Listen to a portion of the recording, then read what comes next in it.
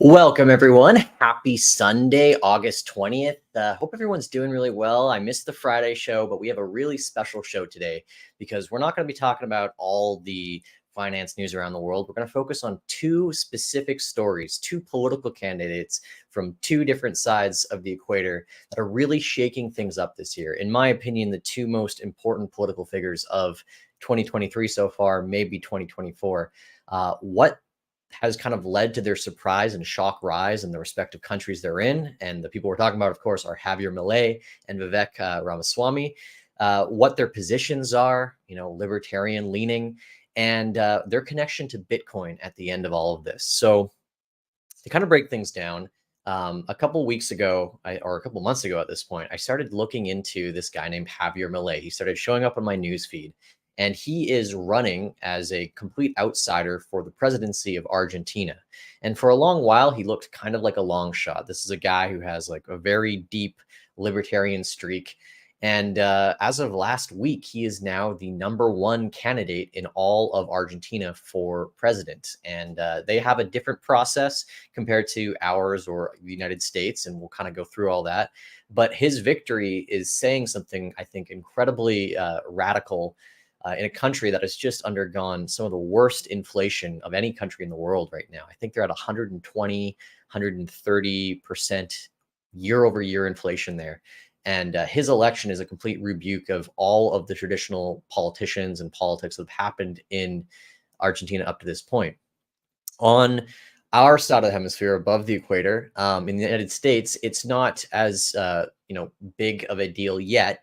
But there's another candidate named Vivek Ramaswamy, and he is running for the Republican primaries. And him and Javier Milei both share pretty interesting, libertarian-leaning positions. I would say Vivek is not maybe as extreme, but despite him right now only being third place in the Republican primaries, with, of course, Donald Trump as #1, he has made a remarkable surge in the polls and is looking at this rate to basically become the second choice for Republicans by September of this year at his current trajectory, which is a huge deal because he is not a politician. He comes completely from outside the system.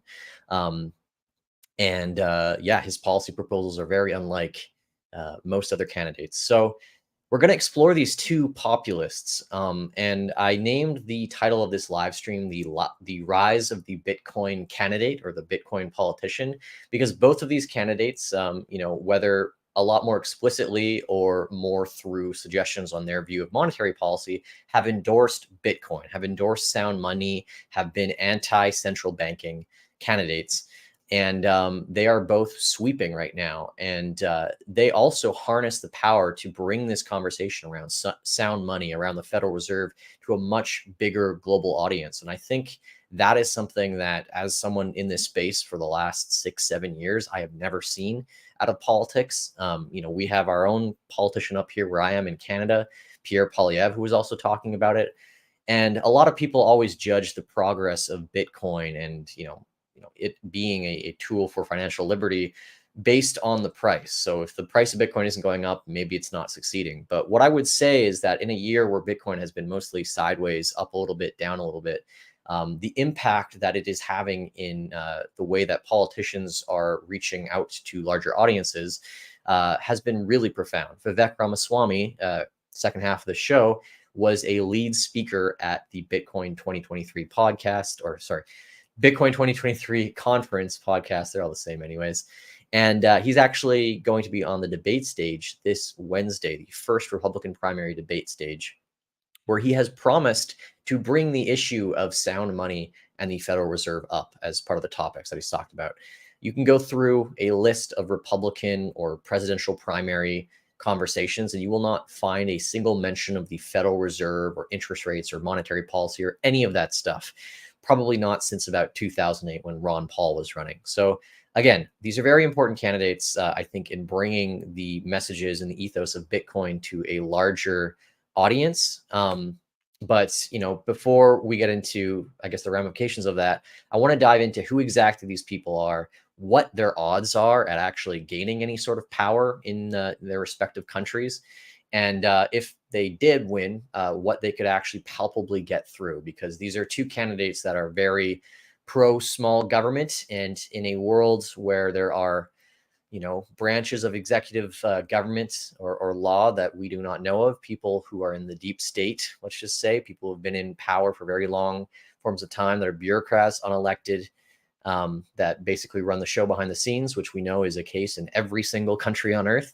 The question will be, will they be able to get all of their or any of their radical proposals through if they did receive enough votes to become the leaders of the respective countries? All right. Before we get into this, I want to say a shout out to Beaver Bitcoin. If you are in Canada and you want to stack Bitcoin without using a custodial exchange, without the potential of it being rug pulled from underneath you, and you like the dollar cost average method, please check out Beaver Bitcoin. They've graciously supported this show. It allows me to do these deep dives and bring this stuff to you guys, so we can all learn a little bit about something in the world of politics and how it all connects to Bitcoin. This week's show is brought to you by Beaver Bitcoin. Dollar cost averaging is the most stress-free method to enter the Bitcoin space. And if you're looking for a simplified way of buying Bitcoin in Canada without needing to rely on a custodial exchange, Beaver Bitcoin is your best bet. Beaver Bitcoin lets you set up recurring Bitcoin purchases directly from your Canadian bank account and straight into a Bitcoin address that you control. It's like a savings account in a currency that you actually want, or a Netflix subscription that doesn't suck. And if you don't want to wait to stack sats, Beaver Bitcoin supports instant non-custodial Bitcoin buying via e-transfer as well. Give it a shot today at beaverbitcoin.com. All right, two more quick notes before we jump into it. If you could please like this video if you're on YouTube down below, or on Twitter, it really helps it reach more people. That'd be great. I think this is going to be one of those live streams that hopefully you can watch, a month or 2 months or 3 months from now, see if the predictions were right. But if anything, just learn about some of the candidates and politicians we've been talking about in the show today. The second thing I'd like to ask is, if you are watching live, I have a poll going on right now in the YouTube chat. And it's based off of two different laws that are quite interesting, and I guess rules when it has to do with elections. So the poll was basically asking, you have to pick between two options. Either voting is absolutely mandatory between 18 to 70 with, punishment of either a fine or jail time for not participating, or in order for people 18 to 25 to vote, they have to pass a civics test, or else you don't have the right to vote. If you had to pick one of those laws for your country, wherever you live, which one would you pick and why? And I'd love to see your votes, because these are two realities that are either in place right now or being proposed. Vivek Ramaswamy, who is running for president in the US, he has a proposal that he would not allow people between 18 to 25 to vote unless they passed a civics test to learn about the history of the United States. And his reasoning is because right now, millennials and Gen Z are so disaffected from voting. They don't really feel motivated to vote. They don't feel like there's any point to it. And so his remedy for that is saying, well, why don't we give them some skin in the game, allow them to vote if, they pass a civics test and they prove that they understand, the origins of the country and the different branches of government. And it's the same thing that all immigrants have to take in order to, become a citizen. Why not just make citizens do it as well, last year of high school or something like that. He thinks that would actually improve voter participation. On the other hand, you have Argentina, where it's actually illegal to not vote between the ages of 18 to 70. You have to participate in every election, whether you like it or not. I don't know what the punishment is for not, but those two policies on different sides of the spectrum, you have to pick one of them. What would it be and why? I'd love to hear from you guys. We'll go over some of the responses in the chat, maybe partway through the show. Alrighty, so let's dive into it here. So we got, my layout finding here.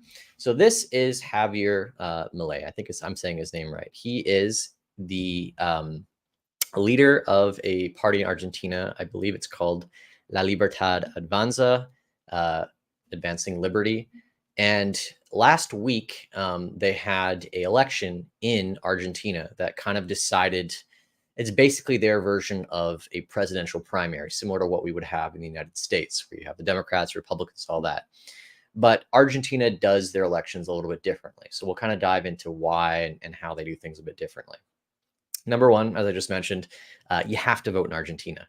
And I believe, I don't know it's every single type of election, but when it comes to the presidential elections, I know for sure if you are a citizen of Argentina, you have to vote in these primaries that were a part of the victory that Javier Milei just took for himself.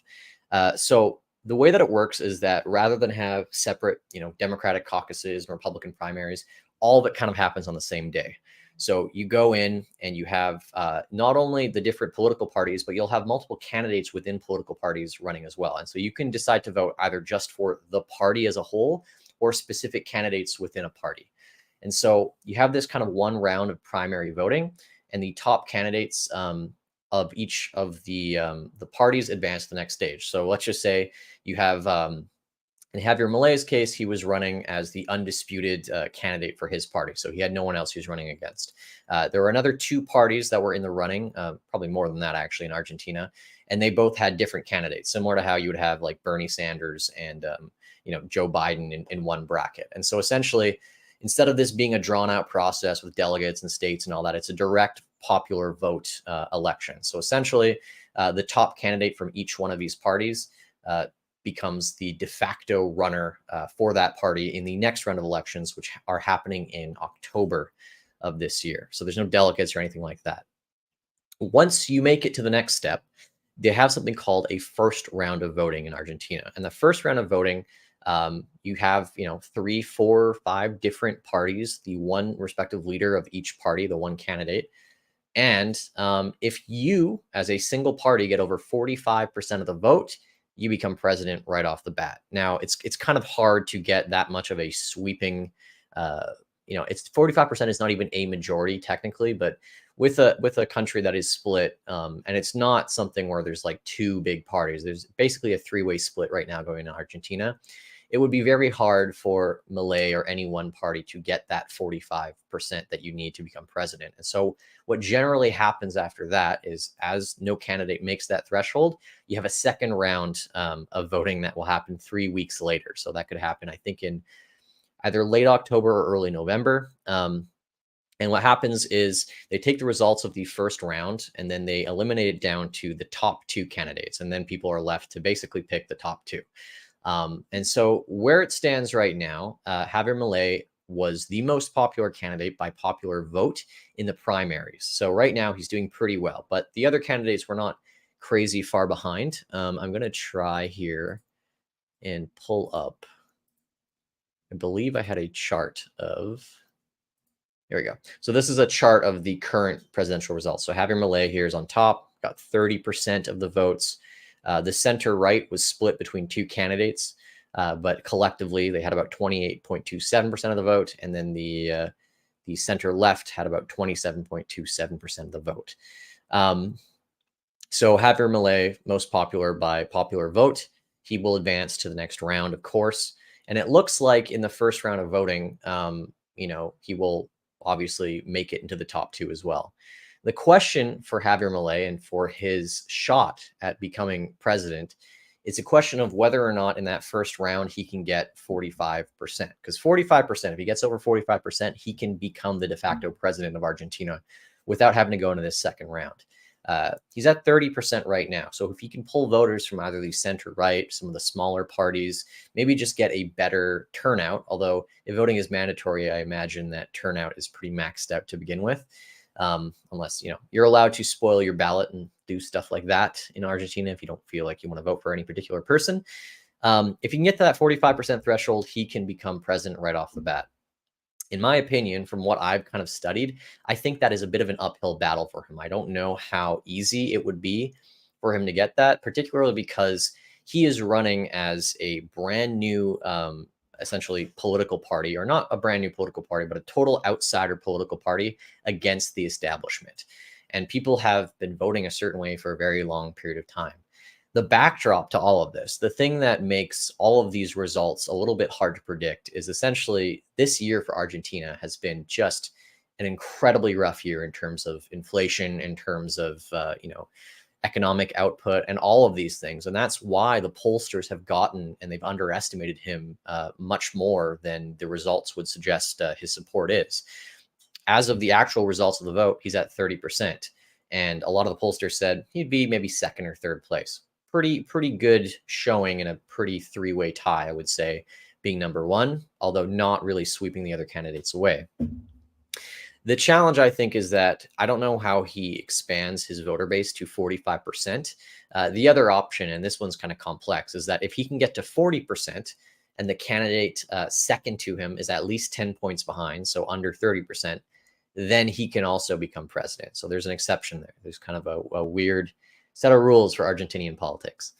But yeah, let's talk about the backdrop of all of this and why he's even a viable candidate in Argentina to begin with. So here we go. Argentina has undergone massive inflation for quite a long time, but it has been accelerating as of recent. And there's a whole bunch of reasons. I think the obvious one is that they are spending much more than they're outputting and making as an economy. Most of the things in Argentina are not actually even financed by the Argentinian government at all. They're financed by the IMF, the International Monetary Fund, who's giving them loans essentially for legal concessions or changes in policy to their spending apparatus and their fiscal plans.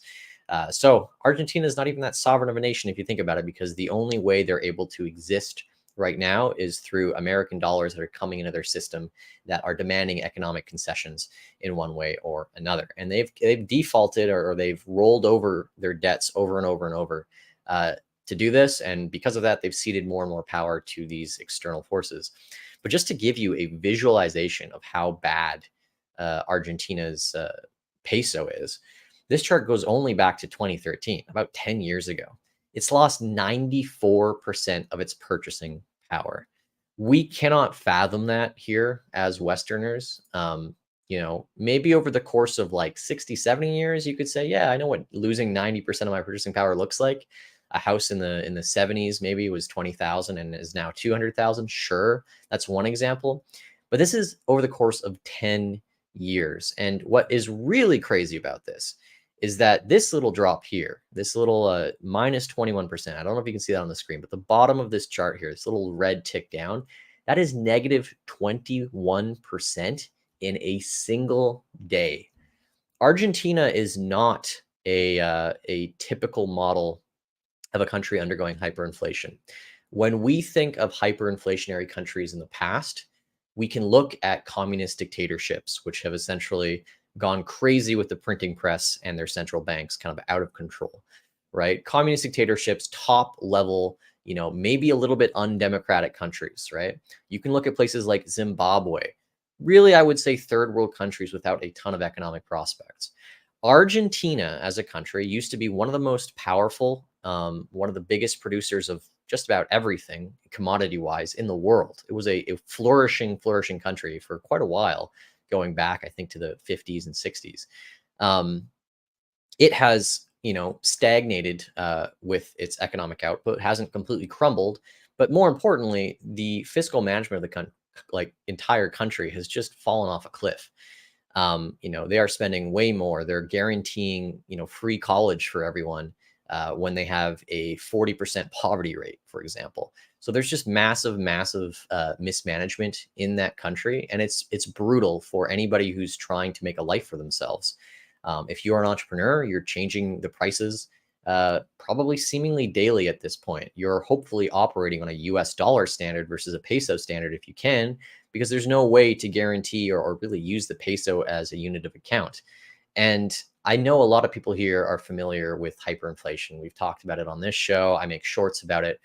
But I want you to take a second to kind of put yourselves into the shoes of somebody undergoing this. We experience inflation slowly, and we can have all these graphs and charts, but on our day-to-day, we don't really experience it. We might go to the grocery store and see a quick uptick in prices, once every few months or something like that. Imagine living in a place where on a daily basis, it basically only goes one direction. We chide Bitcoin for being too volatile to use as a currency, but it has volatility to the upside. The peso has basically only lost value over any amount of time. You can look at this chart and you can see, oh, look, there are little bounces here, right? Fleeting within weeks, months, returning back to new all-time lows. And with that is a sense of, a total lack of ownership or sovereignty over one's life, right? If you want to have any sort of wealth, you have to accumulate something somewhere, right? If you're a store owner, maybe you're accumulating goods. You're buying goods in the future because maybe they'll hold their purchasing power. Maybe you're going to buy cans of tomato soup. Maybe you're going to buy jewelry. You're going to buy something. But imagine you're working and you're barely making it paycheck to paycheck in a country like Argentina, and you're just going living expense to living expense. Well, by the time your next rent check is due, it could be higher. Try having fixed rental prices when your dollar is losing 50% of its value every single year. It would mean nominally in US dollar terms, let's just say you sign a rental agreement in Argentina in pesos for a year, your rent is 50% cheaper in US dollars by the end of the year. That is completely untenable. You cannot base an economy around that. It's unreal, and I'd love to have some Argentinians on the show who live there, who are, you know, who would like to speak about this. I know of some people from Argentina who have left precisely because of this, because there is no future when you have a money that decays as hard as the Argentinian peso does. But you have to think of like all the social contracts and pricing structures that we have in the modern world, and think about how impossible to really maintain them it would be if your currency was losing 50-60% of its value every single year, changing the price tags of everything, your wage having to be renegotiated every couple of weeks or months. What would you tie it to? Would you tie it to whatever the central bank tells you the inflation rate is?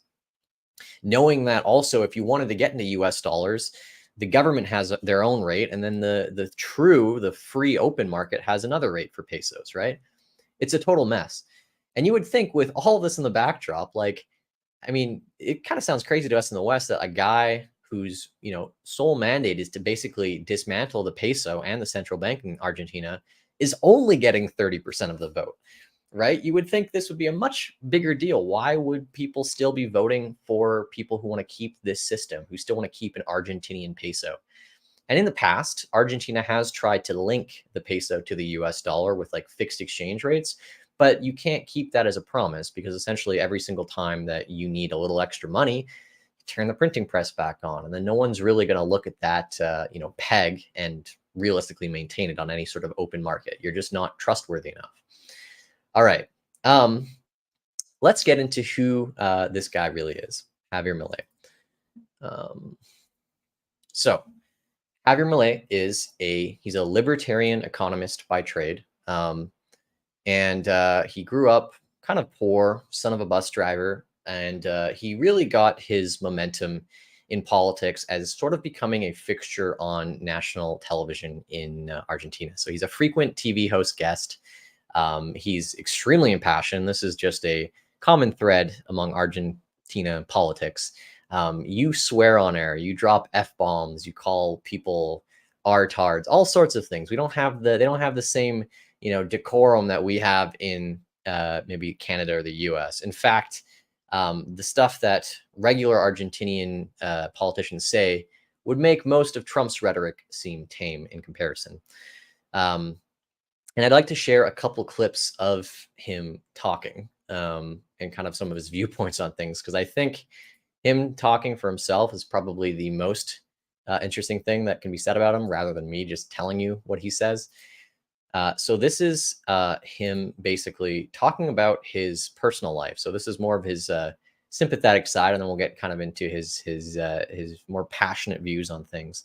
But the one thing to kind of understand about Javier Milei is he doesn't just view his political vision as the right vision. He views all politicians as part of a caste system that is just parasitic on an entire population.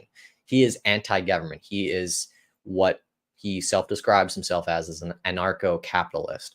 And although he has worked in politics in one way or another his whole life, he doesn't like it. He doesn't like being around other politicians. He doesn't look at them as, productive members of society at all. And he shares these views very openly.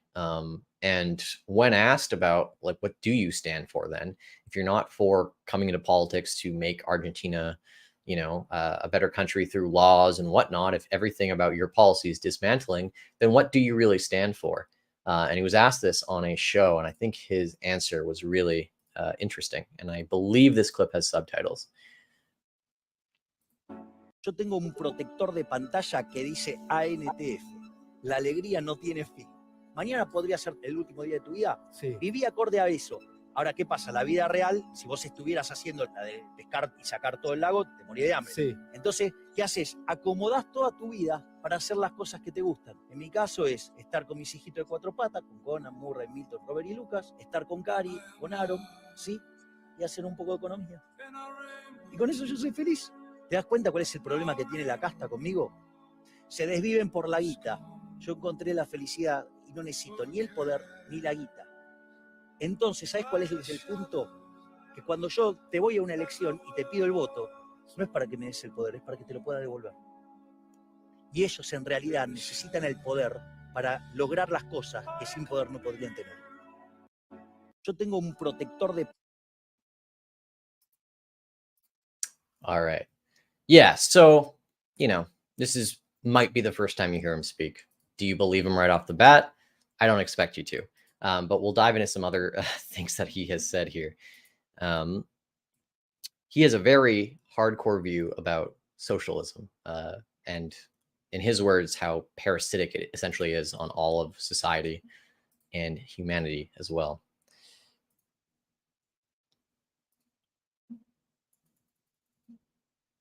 Hacerlo, que es respecto al socialismo. Yo originalmente creí que era una enfermedad mental. No, pero no lo estoy diciendo de manera despectiva. O sea, digo, cuando alguien se encuentra con que vos le planteás a Del Caño, dame un caso exitoso, y te dice la Unión Soviética, pues sí, bueno, tiene algún tipo de tara que no le permite ni hacer las cuentas. Que también es cierto que no pueden sumar ni con un ábaco y que no pueden dibujar un cero ni con un vaso. Pero después me di cuenta que no, es mucho más profundo. El socialismo es una enfermedad del alma. Y esa enfermedad del alma es la que contamina los valores morales. Es decir, la envidia, el odio, el resentimiento, que se traduce en un trato desigual frente a la ley y que cuando ya no tienen más lugares a los que recurrir, terminan asesinando gente. Ya sea porque las matan de hambre o porque las matan explícitamente, de manera directa. Entonces, digo, ese sería el único upgrade que haría, de decir que es un problema ya de espiritual, un problema de valores, y por eso para mí es tan importante ir sobre nuestras bases filosóficas y sobre nuestros valores, porque ese es por eso la batalla cultural. Okay, really loud, triumphant music. But okay, so takeaway here, I don't want to push Javier Milei like he knows everything about society and structure and how things should be. But I think his perspective is something that has been missing from politics for a long time. And, in Argentina, in the US, and him, along with Ramaswamy, are bringing a vision of politics that I think is kind of interesting. And I think it's this idea that we have more power as individuals than we think. Our sovereignty and our will and our ability to work together on a smaller community level is, in times much, much more effective than ceding power and responsibility to federal entities thousands of miles away from us, people that we've never met before, that we can only judge based on sound bites on the internet, maybe much like these ones. And that we participate in these elections and we hoist these politicians to a place of power when we really don't understand who they are. And in the vast majority of cases, these politicians do thirst for something greater than money. It is a sense of power. They are, for all intents and purposes, in a different class than us. If you have the ability to shape and change the laws, you have the ability to project power onto your own population in a way that an average citizen cannot do. I cannot, sign something and then the next day make it so that police can do something that formerly they didn't have the power to do. So when you're a politician, you have a unique power and a responsibility. And what Javier Milei really represents here is a mirror back to these politicians, showing them themselves essentially, and how much they have, you know, fucked up that responsibility. I think Argentina's economy and I think the peso is a prime example of that, right? You and I do not have the ability to print money. This is a power that is given. And sometimes we don't even vote this power to give to somebody. Sometimes the people we vote for can just give it to someone based on their judgment. And year after year, and this is not something that is exclusive to Argentina in any way, shape, or form, politicians have made terrible, terrible judgment calls by accident, by malicious intent. Maybe there is something that they benefit from a peso that loses that much money, but I doubt it. A lot of it just comes from a lust for power and irresponsibility. And in the end, all of these places, whatever country you live in, whether it is a open democracy, whether it is a socialist or a communist state under a dictatorship, when things crumble and they go to shit, the last people to be affected, the last people to realize and really have the impacts hit home of a crumbling society and decay are the politicians. That is the point that Milei likes to make, is that they're not accountable when things break down. And right now, the politicians in Argentina, they're doing okay, right? If inflation was really that bad for the people who made all the laws in that country, they probably would have come up with a solution by now. But the fact is that something that damages, 90%, 80%, for sure 100% of the bottom 50, 60% of that country is a non-issue to the people in that country who make the laws. And that's why this issue hasn't been dealt with. That's why there hasn't been a hard reset. And that is what the people of Argentina are looking for in Javier Milei. And so the first thing I like to think about is, populism is not a brand new idea. Populism, you can say was kind of birthed in our era from Donald Trump. What does Javier Milei, what do him and Donald Trump have in common? And I would say a guy like Milei makes Donald Trump look like an incrementalist. It makes a person like Donald Trump look like part of the establishment. And so as I was kind of assessing Milei and watching clips of him, it made me really stop and think, how much of the status quo did Donald Trump really disrupt?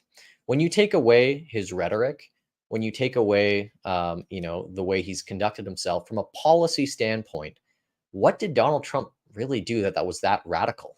What freedoms did he return? What restrictions and regulations did he implement? And of course, it was kind of an extraordinary presidency for Donald Trump because he dealt with COVID in the middle of everything and, didn't get to make a ton of decisions. But from the standpoint of the most powerful person in the world, what real policies did he enact? There are countless more failures on Donald Trump's side to enact sweeping revolutionary change than there were actual policies that greatly changed the outcome and the lives of most Americans. Almost everything that was significant that happened or didn't happen had to go through the halls of Congress.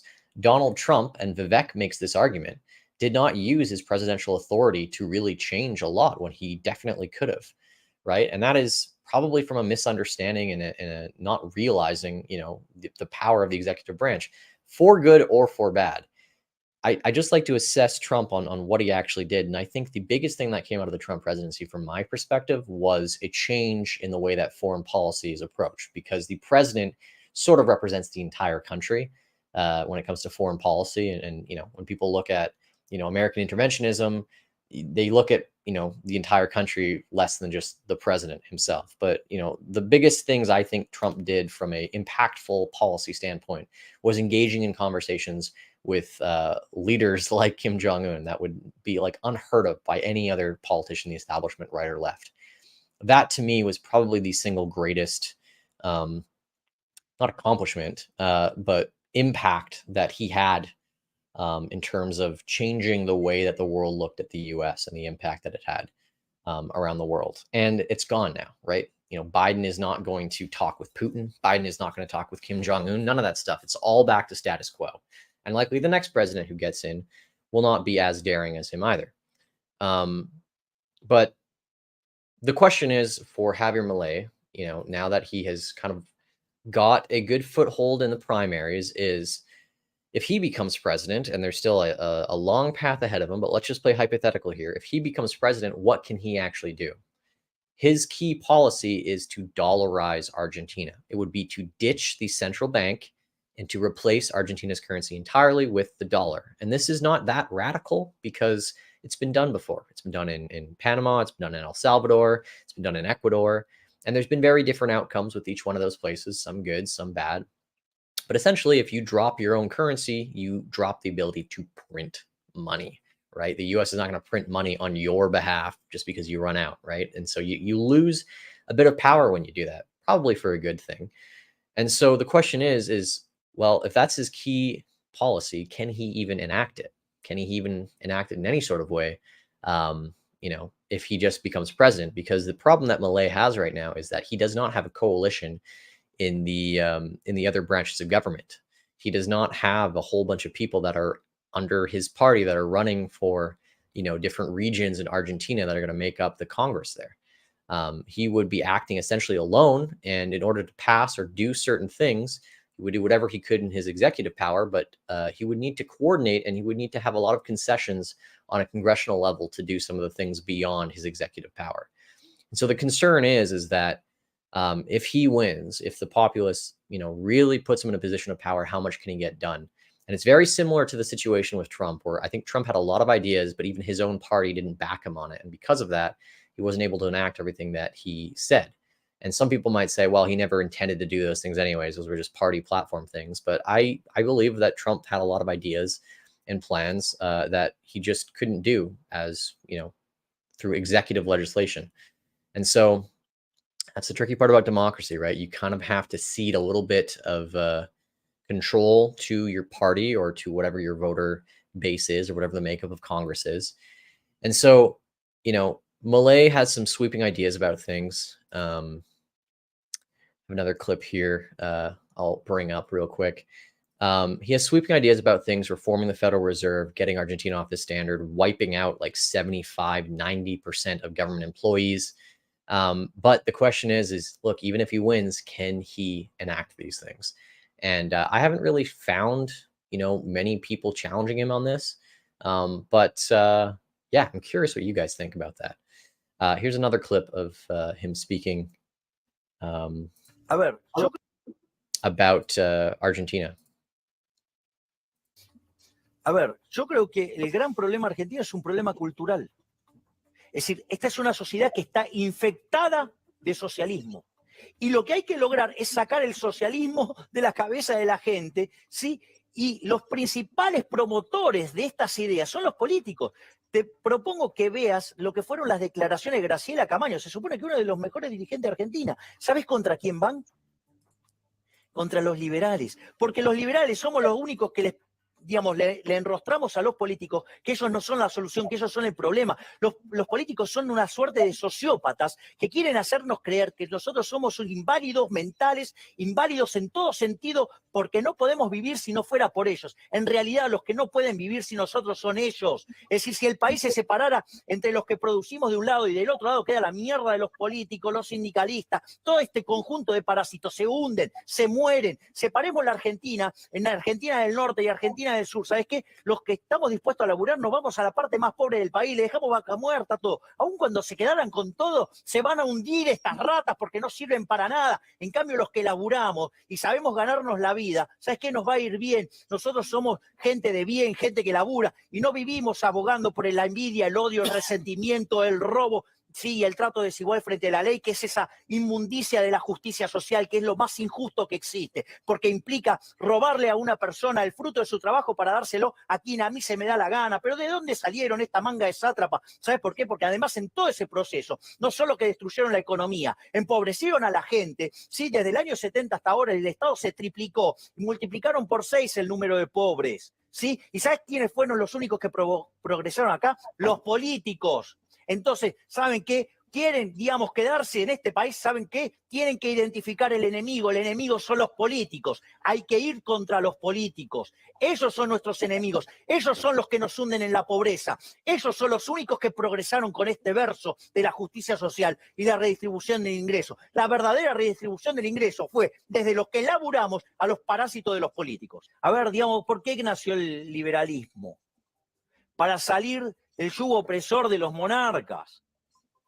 Digamos, esta casta que tenemos, son como los monarcas, y ni siquiera se autoheredan. Son los mismos que estaban en el 2001.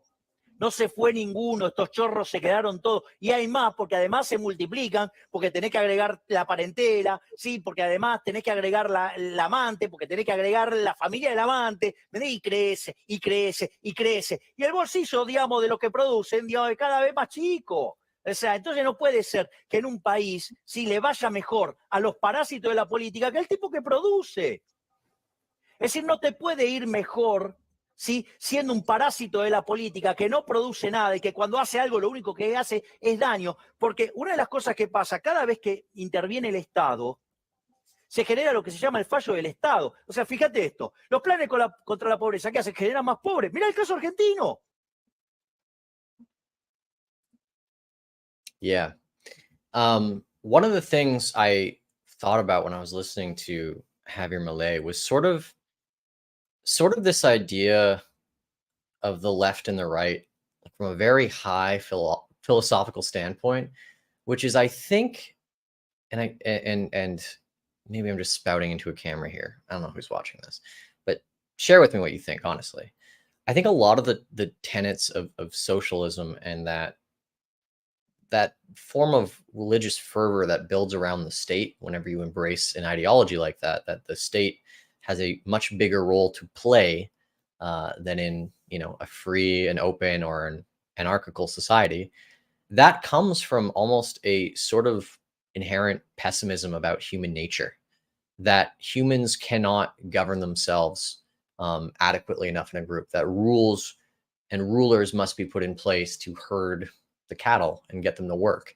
And there is this, common rebuke and this common, thing that people bring up, which is like, well, if we get rid of the government, who builds the roads, right? Who builds the roads? Who takes care of the trees and the plants and all these things? Like, we need the government there to provide us with all these things. And the question I ask is to me, is that not just basically saying that you do not trust the people in your community to handle those things? You do not trust, open societies to figure these things out. I live or I have property on an island that basically has no governance. There is no, provincial government coming in there, putting on a ton of rules. There's housing permits and all that stuff, but there's roads all over the island. And the roads were initially put there by the developers, but they've decayed. The provincial government, the federal government does not maintain those roads. We pay taxes. They don't maintain the roads. The taxes go into public schools, which are not even on the island, right? And so the question is like, who maintains the roads then? Because the roads are pretty decent on the island. They're not too bad. Well, the neighbors do. And get this, the neighbors that maintain the roads on the island are not even part of the strata group that is supposed to, or says that they will maintain the roads. The neighbors are not part of any sort of organization whatsoever. It's just in their self-interest to take care of the roads there because they use them, right? And, maybe they should be getting paid to do that. Maybe there should be some distribution of income from the other people living there to the people who are maintaining the roads. But the fact is that you didn't need a government there to maintain something like that. And I understand when we scale these things up to countries on a federal level, huge swaths of land, it would be a little hard to just entrust the goodwill of the people to maintain, the federal highway system, for example, or air transport, right? Or to privatize these institutions, have corporations take care of these things, top down, work together, right?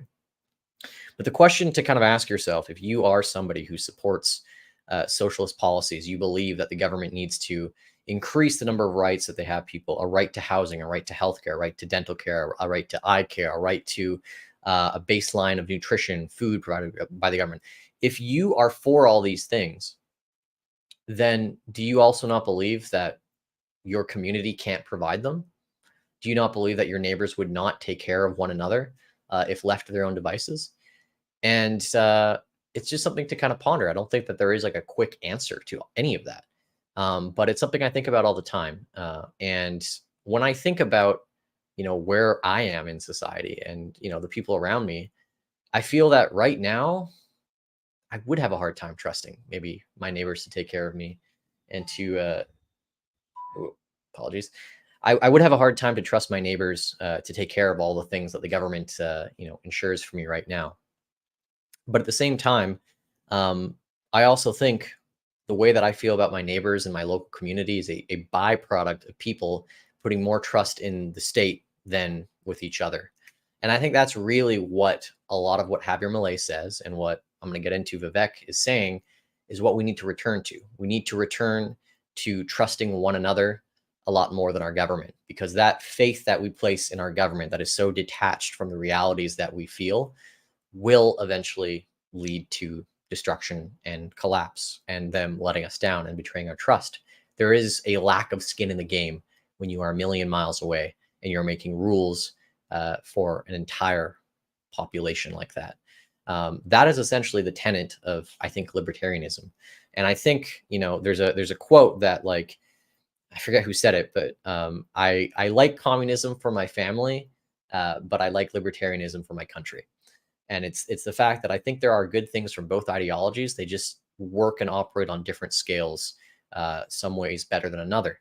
And that's what politics is, right? Agree to disagree on these things. But that's sort of where I see these two politicians leading to, is they want to bring back the family. They want to bring back the community in the neighborhood.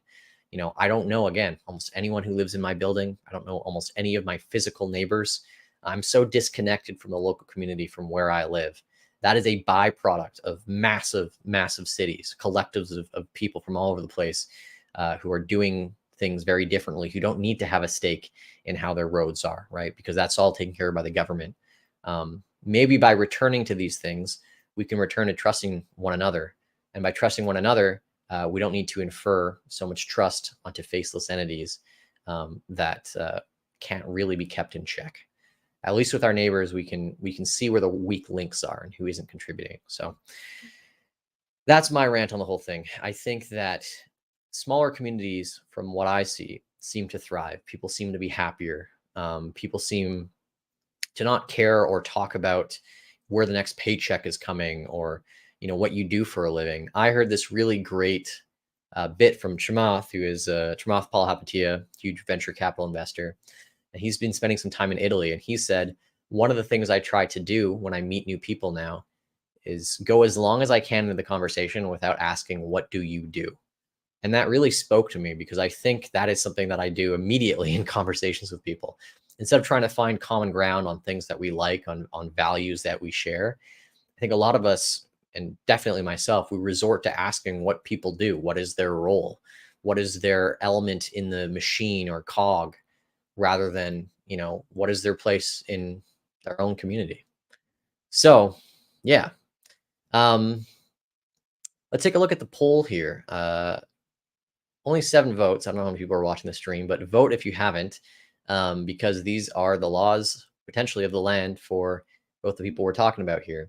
So if one of these had to become law tomorrow and you had to choose one, there's a slight edge here that people would rather have mandatory voting in federal elections. I'm on the side of that one too, personally. I think that mandatory voting, while again, don't want to cede too much power to government, it's a bare minimum responsibility in calling yourself a citizen of a country.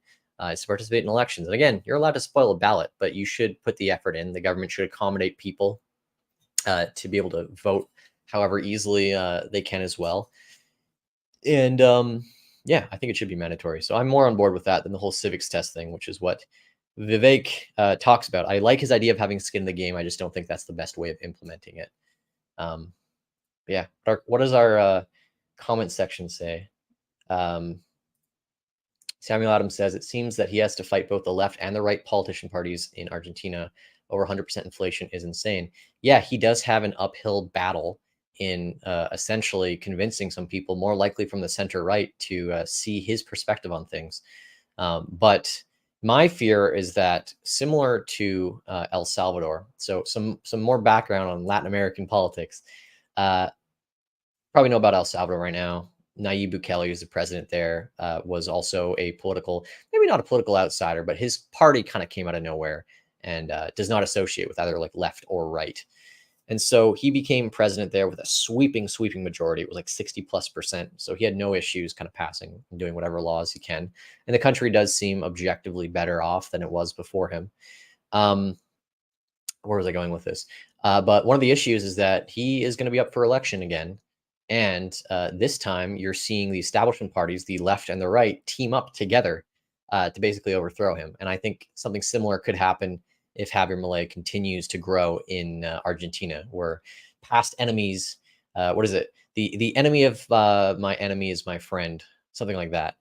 And so you can see these two left and right coalitions possibly team up just to make sure that Milei doesn't get his way. We'll just leave it at that.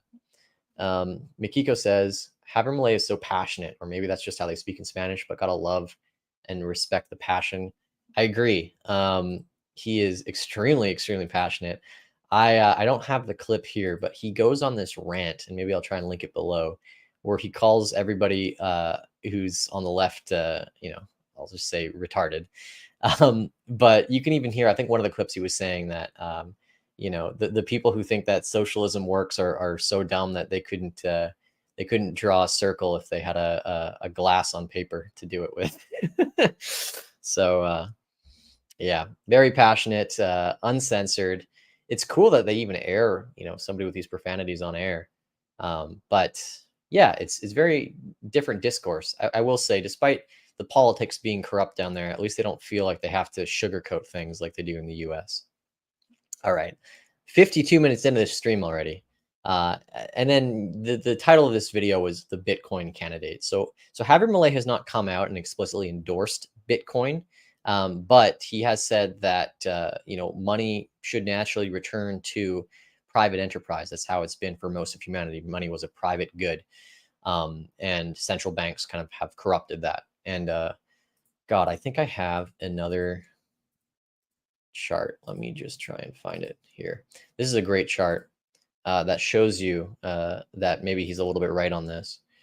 It's essentially, this is a history of inflation in Argentina. This is a log form, so it's really hard to kind of visualize this, but we're talking about 10 quadrillion percent here. But basically between 1810 to 1933, 1935, there was inflation in Argentina, but relatively muted compared to what inflation ended up being after the creation of the central bank in Argentina. So you can just see in 1933 was the creation of the central bank in Argentina, just how much inflation there has been on a log scale. Now, just to give you like a bit of perspective, log scale makes the difference between 10 to 100 and 100 to 1,000 the same, to basically show you exponential movement of something in a easier format, because with regular linear formats, when something goes from, well, we all know it because we look at the Bitcoin price, but when something goes from $1 to $10 in a linear format and then $100 to 1,000, you can't even see the 1 to 10. So when you're looking at inflation in Argentina, the fact that even on a log chart, it moves exponentially down, and it's been moving exponentially down since, is incredible. That is just how much destruction there has been of the dollar or the peso in Argentina. Martin Luther King Jr. says Vivek was involved in a pump and dump. Yeah, I want to dive into this. So maybe this will be like a different show, but I know that Vivek has been involved in pharmaceuticals and public markets and all that. So that'll be more on a different angle. I just haven't prepared the stuff for that yet. I want to kind of just introduce people to Vivek. But that being said, let's talk about Vivek Ramaswamy, the year of Vivek. So this is a great article that was just made by Time Magazine. Is anyone having more fun running for president than Vivek Ramaswamy? So Bit of a background here, if you're just tuning in. Republican primaries are still underway. They haven't picked their nominee yet, but it looks pretty clear and without a major shakeup that it's probably going to be Donald Trump. He's still massively in the lead. Basically, Trump has between 50 to 55% commitment amongst Republican voters that they're going to choose him for the primaries, with the other 50 to 40% fighting between, DeSantis, Mike Pence, Tim Scott, kind of a slew of senators and governors and all that stuff. With the sole exception, the one standout being Vivek Ramaswamy, who does not have any political background whatsoever. And so who is Vivek Ramaswamy? Well, he is a first-generation American, I believe, or second generation. I always forget how that terminology works. But he's the son of Indian immigrants to the U.S. He studied cellular biology at Harvard and then got a law degree at Yale afterwards. And he's founded multiple biopharmaceutical companies. And so what made him kind of uniquely successful in building these companies is that he kind of created a parent company and then all of these small child companies that were pursuing one individual medicine at a time. And so he's had a couple breakthroughs, but essentially one of the hard things with pharmaceutical companies is that you have a whole bunch of products under one label.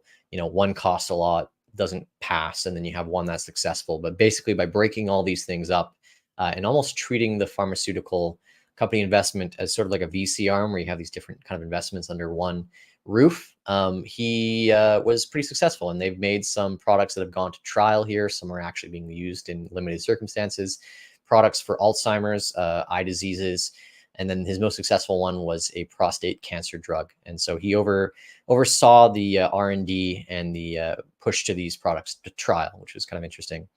Starting in 2020, he actually decided, I'm going to write some books on woke culture intersecting with capitalism. And we use this word woke really liberally.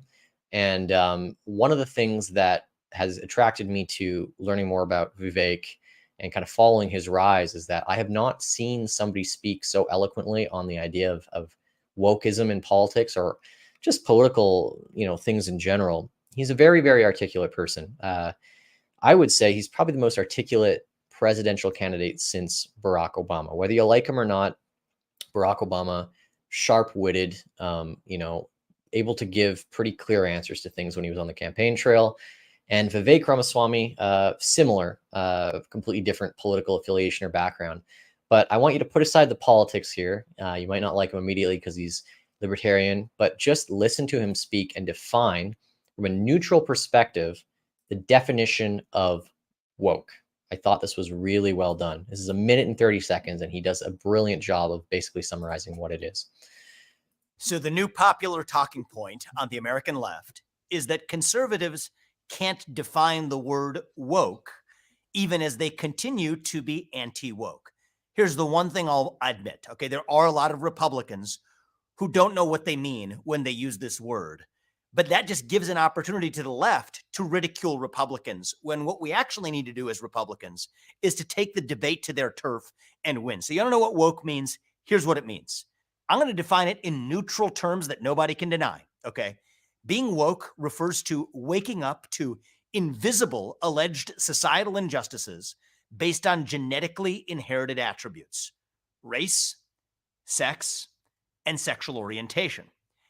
And further, it creates a hierarchy based on these genetic attributes to say that you're either an oppressor or you're a member of an oppressed class, which creates these invisible relationships that creates a social hierarchy.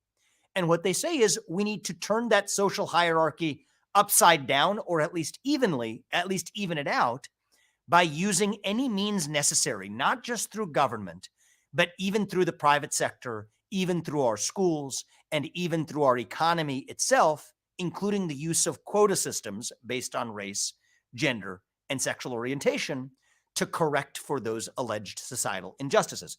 That is what it means to be woke. That is what the woke movement is all about. Cool. So yeah, I mean, just off of that, I think it's particularly refreshing to hear somebody in the US running for president who is actually articulate for once, to not have, Donald Trump not being able to answer a question straight to camera, To not have Joe Biden, who cannot actually string together English words in a proper grammatical order, to have somebody who can actually speak and define things and actively works as he campaigns as a politician to educate people. Now, if you're watching this, you might be smart, so you might not be too impressed by Vivek Ramaswamy. You might see him as a little bit insincere sounding at times, almost like you might have an answer for everything. I'll show you some more clips, but what I think has become an achievement of his so far in this campaign, and you have to understand too that Vivek, no political backing whatsoever. His entire campaign, he bootstrapped, probably a billionaire, but he's bootstrapped it with his own cash, has put in about $15+ million into his own campaign, and does not have super PACs backing him yet for president. So everything is self-funded, a little bit similar to Trump in the beginning. And while I wouldn't say he's Trumpian in rhetoric, he is, very, very passionate. And one of the greatest things that people have forgotten about as Vivek, rises in the polls here is that he may have been single-handedly responsible for Don Lemon getting fired at CNN. So here's a clip of Vivek Ramaswamy on CNN. Let me just bring this up here. Talking with Don Lemon about the role that the Civil War played in guaranteeing freedoms in the U.S. Before I move on to China. I don't see what one has to do with the other, but go on. I took up a lot of time with Fox. Oh, it's fine. We have time. I don't really see what one has to do with the other, especially consider and using the Civil War to talk about Black Americans. That war was not fought for Black people to have guns. That's not. That war was fought for Black people to have freedoms in this country. Yeah. Actually, that's why the Civil War was fought. Okay. And the sad part about it, fought for Black people to have guns. I think. Actually, you know, funny fact is Black people did not get to enjoy the other freedoms until their Second Amendment rights were secured. And I think that's one of the lessons that we learned. Aren't allowed to enjoy the freedoms. I disagree with you on that, Don. I disagree with you. And I think you're doing a disservice to our country by failing to recognize the fact that we have equality before the law. And you live in this country, then you can disagree with me. But we're not. You mentioned that we have three different shades. John, I think we have to be able to talk about these issues in the open, regardless of the color of our skin. Black Americans today, to say that, compare that to 1865 and 1960. This argument goes on for a little bit, but the key point here, and I think the kind of the proof that essentially this interview is what got Don Lemon fired from CNN is around here. So they're debating essentially the impact of the Civil War on Black American rights. Vivek is arguing that, the Second Amendment is the basis of which a lot of those rights were secured. And Don Lemon is saying, like, you wouldn't know that. And it's not how you're painting that picture. We Black people still do not have, proper rights, and they weren't fully secured by the Civil War.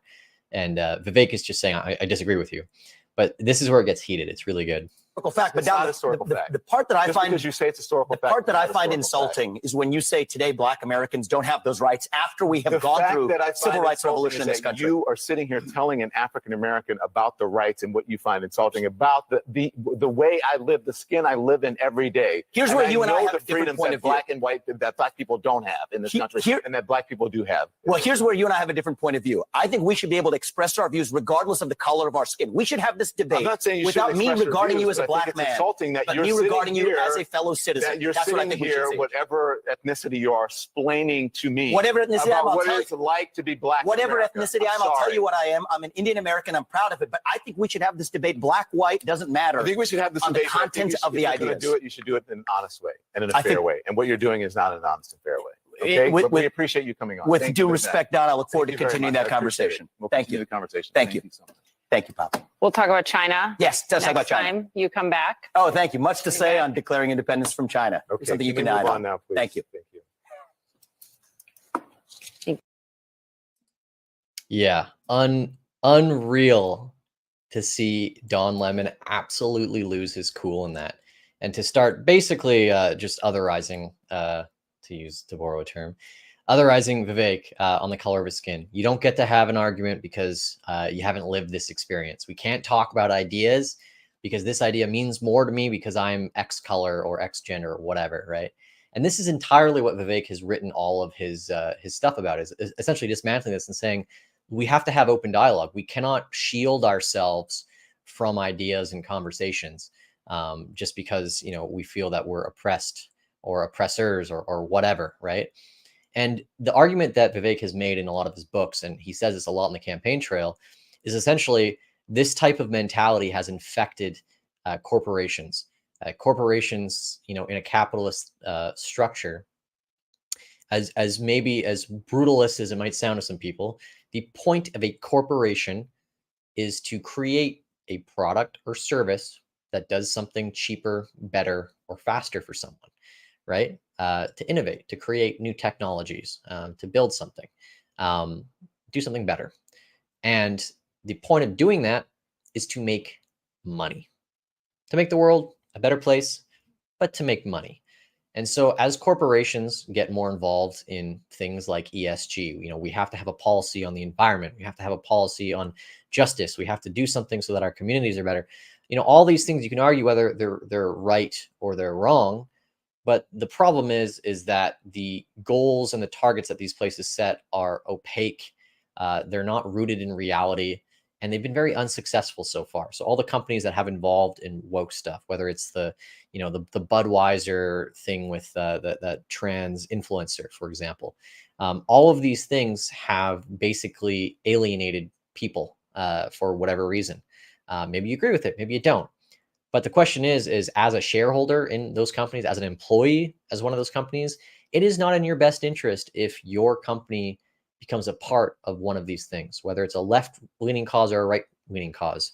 Because by doing that, by alienating the company, you're bringing in less revenue and you're losing job security for the thousands of people that rely on you to provide them opportunity to move up in their career and to provide them a stable income.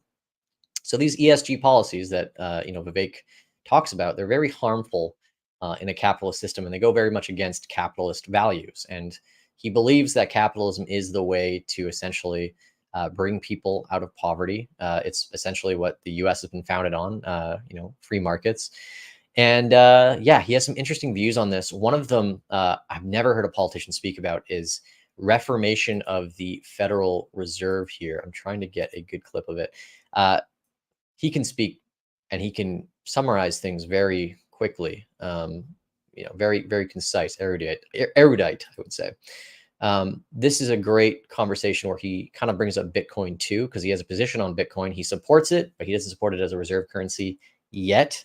But this is kind of his take on the Federal Reserve, which I thought is well worth a listen. And you got to think, no other politician talking about this sort of thing right now. Let me answer your question. Is it capitalism when you have the Federal Reserve printing and raining money from on high like manna from heaven? Mm-hmm. It's like, is it really skiing if you're skiing on artificial snow? Yeah. Well, you're not skiing anymore if they turn off the snow machine, which is what's happened now with tight monetary policy. So as a side note, and I think I'm the only, certainly on the Republican side, the only presidential candidate talking about this, I think we have to restore dollar stability as the sole mandate of the U.S. Federal Reserve. Cut the playing God game, managing inflation and unemployment, trying to hit two targets with one arrow, disastrously missing both. Cut that game out. We're done with it. And to say that we're restoring a single mandate of stabilizing the U.S. dollar. You mentioned this earlier, in the context of a different storyline. Stabilize the dollar as a unit of measurement against commodities. Yes. Exactly. Gold, nickel, silver. Bitcoin? So I think that Bitcoin, for me, for a number of reasons, does not yet meet that commodity basket. I'm a Bitcoin fan. I spoke at the Bitcoin conference. I just want to stabilize the dollar against agriculture and farm commodities, gold, silver, nickel. And there can be a point in time where Bitcoin becomes part of that commodity basket. There's some technical reasons why I wouldn't include that today. But the main point is stabilize the dollar as a unit of measurement rather than trying to actually play financial God from on high. Yeah. Awesome. So interesting perspective. Again, you're never going to hear a presidential candidate talk about that. And one of Vivek's promises, and I'm going to hold his feet to the fire here, on Wednesday will be the first Republican primary debate. He has pretty much promised on stage to bring up the conversation around the Fed and sound money to a much bigger audience. And this is why I'm making this show. I think that is worth everything. It has this conversation about where does money get its value from? How is it created? Who controls the levers? Why should we entrust certain people to control the levers? These are conversations people don't have. People are so afraid of talking about money. You know, they don't look at how important these levers are on every aspect of life. It is the sole driving factor to why I create this content, because it took me so long to arrive there. I was so politically invested, finding heroes and villains in every single cause: abortion, gun rights, healthcare, heroes and villains in all of these things, different boogeymen to blame things on and different advocates to rally behind as the heroes for a certain cause. And then I realized at the heart of all of it is the monetary system and the incentives around that, and who benefits from having control of certain levers and who doesn't. And as I started to learn about these things, I realized, number one, there is no appetite in politics to talk about any of this stuff, because it is a very, very deep rabbit hole that challenges a lot of people's beliefs and that makes them uncomfortable. As a politician, you don't want to make people uncomfortable. And that's why nobody is talking about it from any perspective for the longest time. And the other reason is that, you know, your anger can't result in anything. And that was the case before Bitcoin, is that you can understand the corruption of the monetary system, how it misaligns incentives, but what are you going to do about it? You either got to play by the rules, you got to understand inflation, how that works, and how to invest against inflationary tides through real estate, stocks, whatever, or you got to just suck it up. You can complain all you want, but you can't do anything about it. There's nothing you can do from a grassroots level to change the monetary system in the US before Bitcoin. All of that has changed because of Bitcoin. And now we're getting candidates putting these ideas into people's heads about the problems with their monetary system. And as the problem gets raised, the solution will become obvious. And you can agree with me or disagree with me on these things, but everyone can agree that more education is a good thing. And there's no limit to it. So yeah, that's why, you know, I don't like to stand or, you know, rally against people in politics, but there is a universal good, and I will support you left, right, center, whatever crazy whack job idea you have about anything. If you support people learning, and if you support people going out and educating themselves, I think you're doing a good. Is it a net good for who you are? Maybe you've done some pretty terrible things. Maybe you're a Nazi, but you tell people to, you know, look and understand monetary policy. I'm still going to think you're a bad person, but that doesn't mean that you can't do good things. And doesn't mean that you don't have important points. And a single important point, maybe, if you're a Nazi and you support monetary policy, but also support fascism. Digging myself a hole here. That's what I do in my life. Good thing that a ton of people listen to this show. Thank you, Rico Liberty Support, for sending 1K in zaps. Appreciate it. I don't know if this is streaming on Nostr. I hope it is. I try to set it up so it would. So hopefully some people on Nostr are getting this. But yeah, the point is education is a good thing. Lastly here, I want to dive into this because this is the one issue that I think people have kind of united on, is a perspective on these giant corporations, BlackRock, State Street, Vanguard, all these things that are, from the left perspective, they are making housing unaffordable. These are massive corporations buying up housing. And, you know, just so much wealth concentration. And they're also the reason perhaps why grocery stores are able to gouge prices. From the right perspective, they're also pushing harmful ideology. So there's a common enemy here for different reasons. And it's these three-letter agencies and these big investing portfolio funds. And Vivek has a really good take on this as well, I think. Your writings on stakeholder capitalism are more relevant than ever today. Given the rise of supranational institutions like the World Economic Forum, how would you recommend the US, on the one hand, balance maintaining its soft power with respect to relationships, and on the other hand, ensure first and foremost that our own economic interests are represented on the international stage? Yeah, well, I have a very practical answer to that question, and then I have a deeper answer of what's at stake. My practical answer is, if it comes in an acronym, FTC, SCC, FBI, DOJ, WEF, WHO, NATO, UN, we may have good reasons to be skeptical of the purpose of any acronymized institution. I say that only half flippantly, okay? The truth of the matter is, what's at stake in the debate about stakeholder capitalism? This idea that businesses And multilateral institutions should look not only after their own institutional purpose, but also should solve other societal problems at large, from global climate change to systemic racism in the West. It's really a 1776 question, actually. Because the basic premise is that we, the people, cannot be trusted to solve existential questions like climate change, that we get it wrong, that we burn in a planet entering an ice age, which is what they said during Richard Nixon. That was going to happen, actually. We were going to have global climate change, they said during Nixon. Time magazine and Newsweek covers around that time said that that's what's going to happen unless we stop burning fossil fuels. Now they say we're going to heat ourselves to death if we keep burning fossil fuels. They say that we, the people, can't be trusted with those questions. So business leaders and government leaders and three-letter acronym institutions have to work together, dissolving the boundaries between the public and private sector, dissolving the boundaries between nations to work together towards the global common good. We fought a revolution in 1776 that said no to that vision. We said that for better or worse, and this is a crucial part of that, for better or worse, the way we do it on this side of the Atlantic, on this side of 1776, is that we do trust the people to sort out our differences through free speech and open debate in the public square where every citizen's voice and vote counts equally. That is how we do it. And so what we see today is that old ugly monster rearing its ugly head again. That old world European version that distrusted the public. That's what's at stake, is our sovereignty itself. From the WHO to the UN, it is fundamentally skeptical of sovereignty, especially the sovereignty of a nation founded on rejecting that monarchical vision. And I think that the deeper question to ask is not what comes from the outside that causes us to cede our sovereignty, but what is it inside each of us that makes us want to bend the knee? That's the real question. When the Israelites escaped the Pharaoh, they're wandering the desert, lost in the wilderness, finding their way to the promised land, but they couldn't find it. What did they say? We want to go back and be ruled by the Pharaoh.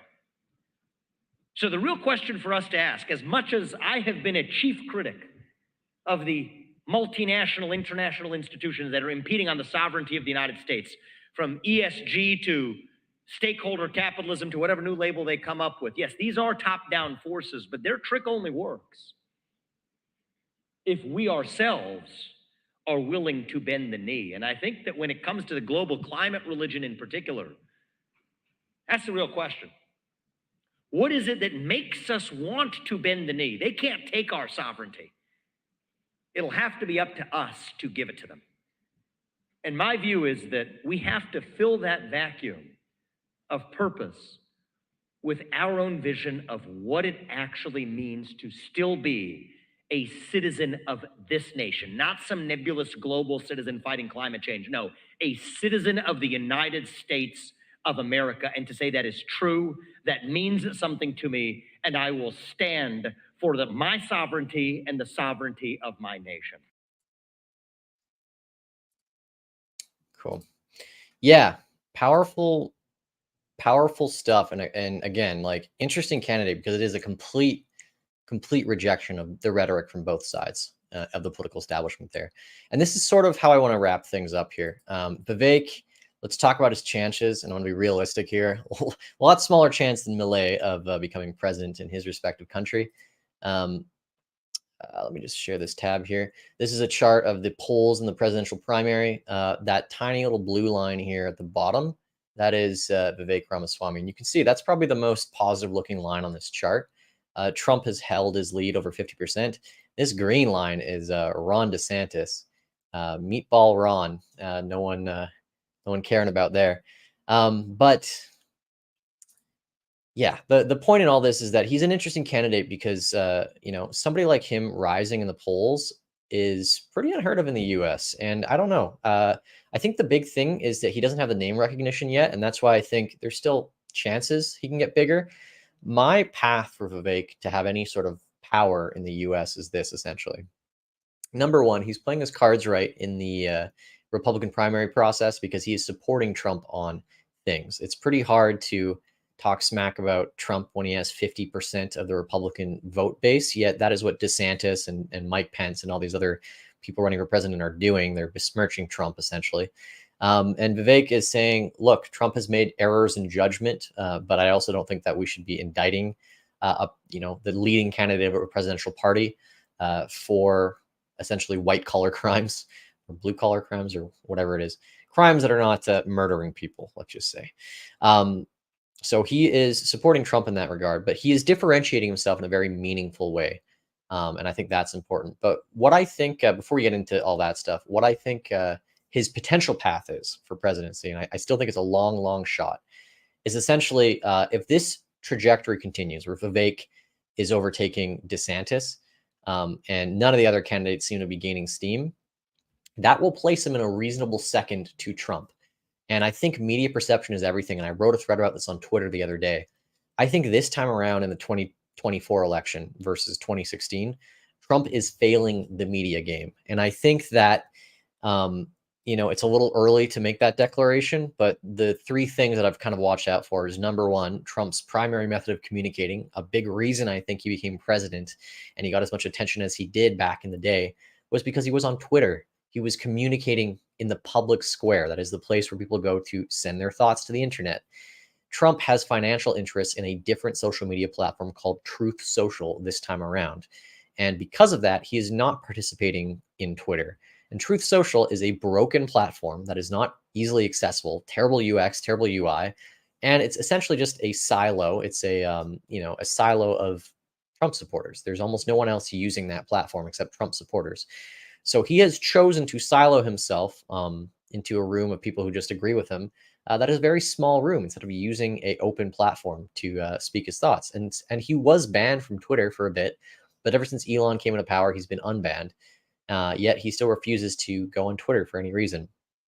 And the other thing, too, is that one of the things that helped Trump, I think, early on was his press availability and going on alternative media sources, going on podcasts and smaller shows and working with smaller creators and going on things like SNL.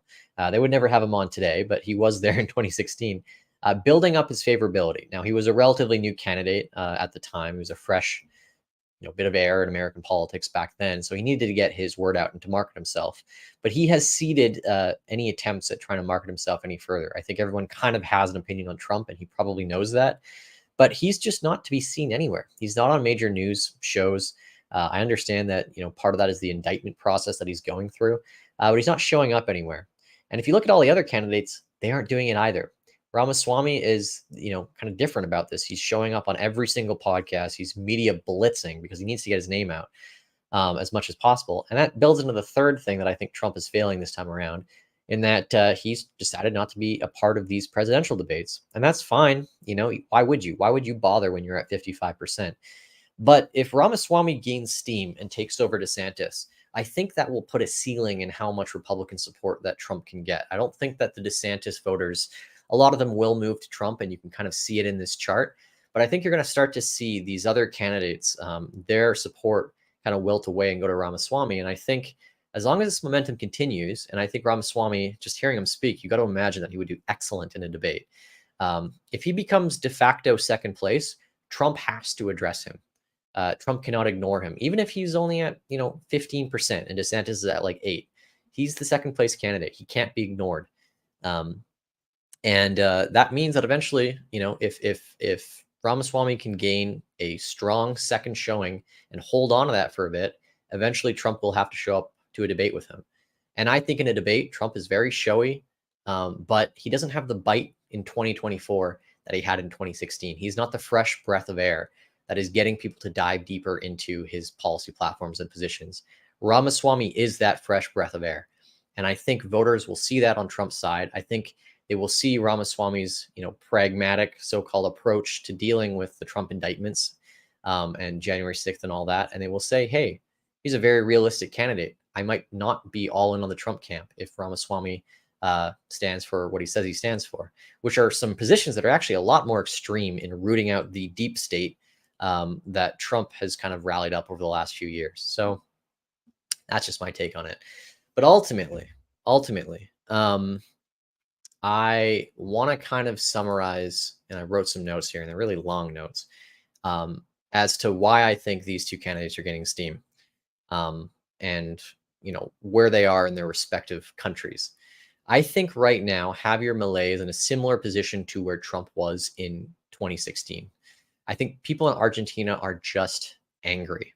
They're frustrated with the system, and it's very similar to the rise of Bolsonaro and some of these other populist candidates around the world. But they are ready. Argentinians are ready to throw their Molotov cocktail into the political system and go for real change. And the question will be, number one, can Milei get enough of a coalition of the other, establishment candidates to actually get anything done?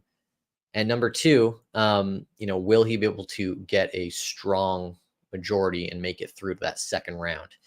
Because it looks, he has the most votes right now, but he's still not over that 45% line that he needs to get to secure office in the first place. So it's a very similar position to Trump, where Trump won the 2016 election, but it was tight, and they didn't get a lot of stuff done. They spent a year trying to get this Republican healthcare reform bill done, and it was ultimately defeated. So a lot of time wasted into Trump's presidency pushing for things that just didn't go anywhere. And so I don't 100% have my head around Argentine politics, but I worry about that being a very similar situation. And Milei has a lot more of an aggressive stance on things. So the question will be, from an Argentinian political perspective, what can he do in his first few days just from executive powers? Similar to the US, the president is allowed to do sweeping layoffs of certain organizations and shut down certain things. They're in charge of foreign policy for sure. But can he de-dollarize the country? Can he dismantle the central bank? I don't think he can do that on his own. I think he's going to have to get support for that, which is going to be a little tough to drum up. But that's almost backwards looking in a way. So I think that Argentina's, the stage of where they are in their populism, is they're at that angry stage. I think that the US is kind of over it. I think the US threw their Molotov cocktail into the White House. I think the US threw their Molotov cocktail into the White House, and that Molotov cocktail was named Trump. And rather than exploding and catching everything on fire, which maybe sometimes the media makes it seem, I think the fire kind of fizzled out. I don't think Trump got a meaningful amount of stuff done as a populist in office. And I think that's part of the reason that he didn't get reelected in 2020. We can argue over, election fraud and all these things and vote manipulation, but he didn't build more support when he was in office. The country is still very much divided on him, and you can blame the media, you can blame whatever, but at some point we have to blame ourselves. We have to blame ourselves for not following through on things. And Trump, will never admit that.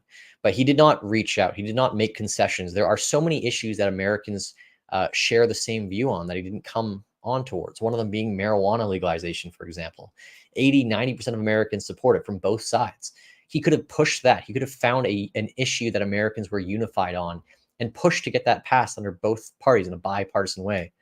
Didn't do it, right? For whatever reason. Maybe he's against drugs. I don't know.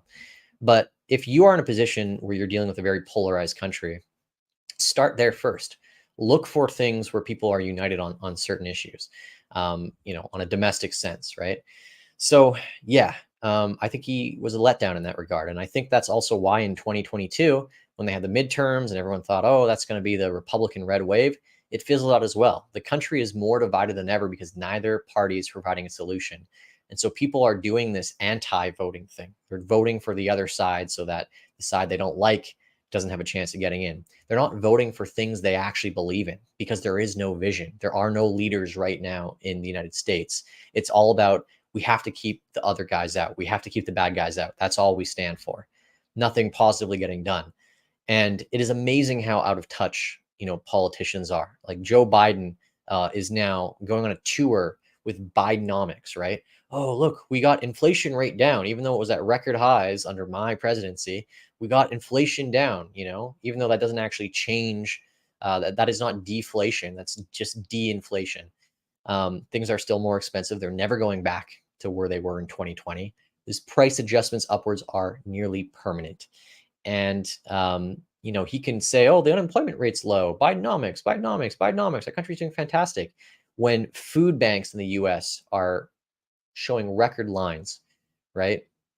Where job instability, where the purchasing power of the average American is at record lows. He is completely out of touch. His staffers are completely out of touch of how the average American feels. And nobody feels like they're being heard in that country. And they had their chance. They felt that way in 2016 as well. They didn't feel like they were being heard. And so they spoke up with their Molotov cocktail. But they don't have that anymore. They don't have, you know, the same Trump from 2016. You know, they can try, and Americans will vote for Trump again, but I don't think Trump will win. And I think in a general election of Biden versus Trump, Biden wins again by a slim, narrow margin because they have control of the narrative in the media, and the enthusiasm for Trump is gone. He's played out. He's tired. And so what Vivek is doing as a politician, which I find really interesting, and this stream is going a very long time, so thank you to everyone who's still watching. What I think he's doing very interestingly, and I haven't shown a complete video of this yet because it's a long thing to go over all his policy positions, is he is saying that the 2022 red wave didn't materialize because Republicans, the opposition party, is always running away from something. You know, we can't have this, we can't have that, no woke, no this, shut down this, shut down that. There's no forward-looking vision from the opposition in the United States. And Vivek's policy and Vivek's standpoint and what he tries to make very clear in every single one of his speeches is that we need to stop running away from the left. We need to come up with a vision of our own for the country, because ultimately it is in human nature to be hopeful for the future. What we're feeling right now is growing pains. And he says that it's growing pains of a nation. He says a lot of people think America is in decline. Vivek thinks it's just growing pains, and he could be right. But ultimately, hope is what gets people out. There's two sides of the spectrum. There's fear and there's hope. And I don't think that in 2016 people voted for Trump because they were fearful of the Democrats, because they were fearful of what would happen if they didn't vote for Trump. I think they were hopeful. That Molotov cocktail, while that sounds insidious and kind of rough, I think that was a cry for help. I think that was people saying, maybe there's a chance we can shake things up. And so that's what he's doing. Very similar to Obama, where he literally, you know, coined the phrase hope for his campaign. Vivek is running on the same thing. We need to move back to the values that founded America in the first place. And so what Vivek's doing is he's providing solutions. He wants to get rid of every three-letter organization, the IRS, the FBI. He has some really radical policy propositions, but he talks in depth about all of them and why he believes them. And he says, you may disagree, but let's have this conversation, which is, again, just something that most politicians are not doing. So I'll leave it with this. How does all this tie in with Bitcoin? Bitcoin is about hope. That's the whole reason that I'm here, is because I think I found a solution to a lot of the problems that we have that stem from the base layer of money. And Bitcoin is a real solution, I think, to fixing long-term problems. It is not a Band-Aid or a law to pass to overcome things in the short term or to garner support for one thing or another. I think it's a really real solution to a monetary system that is just draining millions and billions of people across the world. I think a monetary system that returns to its roots of storing value and being able to work in a technological era where we need to send that over time and space and have it not decay for the long term. It changes incentive mechanisms. Why does everybody want 3 condos, right? I mean, you don't want 3 condos. You don't want 4 condos. Who wants to actually be a landlord? You want to be a landlord because you want to maintain purchasing power. It's not fun to look over 4 houses. It's not fun to hire people to look after 4 houses. Can you really take pride in 4, 5, 6, 7 properties? I mean, deep down inside, nobody really wants to be a landlord. You do it because you need to preserve purchasing power, and there's almost no better vehicle than it on earth, right? Real estate has outperformed the stock market for the longest time, right? Does anybody really want to be an investor in companies? Does anybody really want to own the S&P 500 or QQQ? No, you do it because you're trying to protect yourself. It's out of fear. It's out of fear of losing value from your money. And Bitcoin restores hope into money because it doesn't force you to go into things that you feel uncomfortable with. It doesn't force you to take unnecessary risks because it creates a monetary standard that can just hold its value over the long term. And that's extremely valuable. And it comes at the expense, and I'm not saying that Bitcoin will not come without its downsides, but the people who have survived and who have thrived in the existing system, whether it's landlords, whether it's venture investors, whether it's people who have made their wealth by borrowing other people's money and generating return and then getting a slice of that return for doing their due diligence, that system will not work, or it won't work very easily at all under a Bitcoin standard. Those are the people who don't like Bitcoin. The status quo has benefited them. And so I ask people, whenever you hear a Bitcoin pundit, ask yourself, does that person benefit from the existing system? And 99% of the time they will. And if there's a Bitcoin pundit that is suffering under this current system, very blatantly so, then the reason that they're probably anti-Bitcoin is because they don't know any better. It's like a prisoner's dilemma for a lot of people. So I think what Vivek and what Milei stand for is a return of money to the open economy. They've stated this either implicitly or explicitly. And I think that they also both stand for rejecting wokeism. There's a really great clip, actually. I'll bring this up. This is my last clip of the day. Give me 1 second. So in Espanol, when no, let me bring up another one here. In Spanish, you have certain words that are feminine and masculine, and then you have gender neutral words, and they'll usually end with e. So like nervioso is like the male version of being nervous, and nerviosa is like the female version, and then you end with e for it to be gender neutral. Well, we've exported our wokeism over to Argentina because now, the sitting female president wants to be referred to as presidenta, even though that's grammatically incorrect in Spanish. And this is Javier Milei responding to this request here. Javier Milei. Muchas gracias, señora Presidente. En primer lugar, Presidenta, el español me lo permite decir. ya me dijo Presidente. Ende, presidenta. Señora Presidente. Javier. Señora Presidente. So, yeah, much like Vivek, Milei is rejecting, the wokeism nonsense. But I want to, just brief last touching point on the whole wokeism thing and how this plays in all this. People are using this to categorize themselves. And I think Vivek says this a lot, that people are moving to wokeism and identity politics because they want to feel something. There's no cause to get behind in the US. It's just this cultural malaise. And so if I can identify with a certain group, whether it's the alphabet people, LGBTQ plus TIO, W2X, whatever, if you can be a part of something like that, you can feel some fulfillment in your life, maybe, because you can feel like you have neighbors and allies, and maybe a sense of community. If you want to feel, proud of your Black heritage, you want to feel proud of your Asian heritage or your white heritage, you go do that as well. But people are making it such a center point in their lives right now, and they're letting these definitions define who they are. And I think that's in a large part of people just not finding meaning in general in life. And that meaning has been sucked out of life because we have a monetary system that bleeds energy. The meaning of life is energy, right? It's what keeps everything going. We want to thrive and we want to survive, and we need energy to do that. Energy powers everything.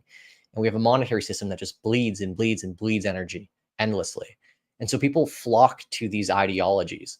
But the consequence of them is that it breaks down trust in our society. And a lot of people have said, oh, the big corporations, the government, they all want us infighting with one another. They all want us to be a part of these different ideologies because if we're divided, we can't unite against them. And I think that's part of it. But another mechanism in it is that when you divide yourself into these different ideologies, it breaks down trust with other people, right? It's the reason that people on some sides of the political spectrum will refer to white people or others as the colonizers, right? Or why people are referred to as cisgendered, and they use these terminologies. These terminologies refer to more than just oppressors and oppressees. They refer to a breakdown in trust. You cannot trust inherently your oppressor, right? Why would I trust somebody outside of my group? Why trust Black people? Why trust gay people? And these things aren't explicitly said, but I think that they're underlying in a lot of these identity politics when we look at people and we judge them based off of characteristics that they cannot change. It creates a breakdown of trust. And when you have a breakdown of trust in society, and if you have a breakdown of trust in community, the need for trust doesn't just disappear. It has to go somewhere else. And where does it go? It goes to the state. It goes to the state, and it goes to governments to essentially, take that trust and use it to gain power over us. That is the end product of wokeism that I think is the most dangerous. It is not, on the surface, it is defining us by things and, that we can't change, and alienable things and viewpoints and whatever.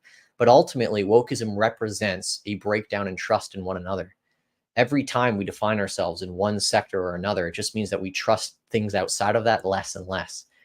And that trust doesn't disappear in a vacuum. It's a zero-sum game. It goes to the government, and we end up trusting the state because we want the state to intervene and to provide us with certain things that we as a community cannot provide each other. And so do you want to know what the antidote to wokeism is and all that? It's getting to actually know your neighbor and to care about your neighbor and have conversations around the dinner table, even if you disagree with them. It's getting to know people in your local community and relying on them, and them being able to rely on you more than both of you rely on the state and the government. So I would tell everyone, Bitcoin is one step, democracy, voting for what you believe in, standing for your values is one step too. But building local community is really the antidote to the state. The stronger that individuals are within their own community setting, the stronger those bonds are with your neighbors, when you can provide one another with food, or one another with work, or one another with guidance and philosophy, rather than going to a state enterprise for it. The more trust you can build in your community, the less you ultimately need the government, and the more sovereign of an individual you are. A lot of people think sovereign individuals mean you can just do everything on your own. That's not what it means. What it means is that you, within the placement of your community, can exist a fruitful life. None of us have all the tools in life to take care of ourselves 100%. We need someone. And the question is, the person you go to when you are in need of something, is it your neighbor? Is it a regular person, or is it a politician?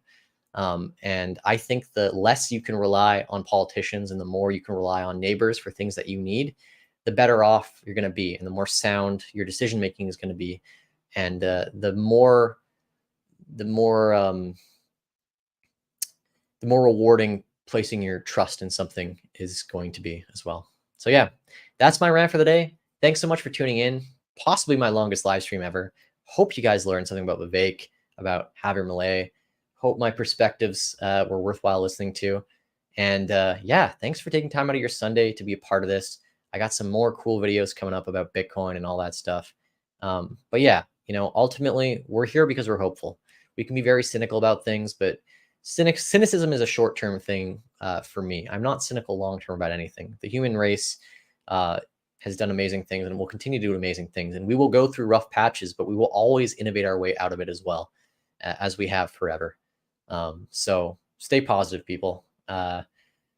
These politicians, you might support them. You might think they're statist cucks or whatever. You might think they're right-wing nut jobs. But ultimately, they're doing what they're doing because they're hopeful. And that's what matters. And that's who you want to align yourself with. You want to align yourself with people who are hopeful, truly hopeful for the future. You will not go wrong. So yeah, take care, everyone. Have an awesome Sunday, and I'll catch you next